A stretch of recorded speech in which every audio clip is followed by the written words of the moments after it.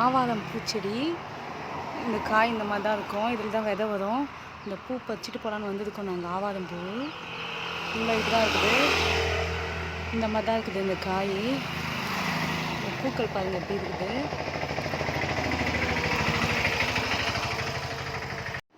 ஆவாரம் பூ காம்பு இல்லாமல் தனியாக பிச்சு எடுத்துக்கலாம். பூவை மட்டும் எடுத்துக்கலாம். இதில் தண்ணியில் நல்லா போட்டு வாஷ் பண்ணி எடுத்துக்கணும்.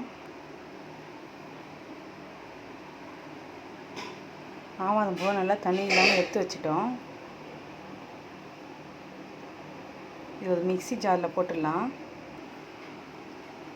ஒரு ஸ்பூன் அரிசி மாவு ஆட் பண்ணிக்கலாம். இது கூட மஞ்சத்தூள் கொஞ்சம் போட்டுக்கோங்க.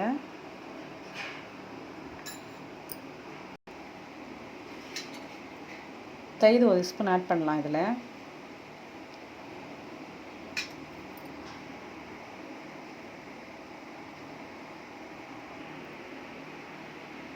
அரைச்சி எடுத்த ஆவாரம் பூ. இது வந்து பேஸ்ட் பேக்காக போட்டுக்கலாம்.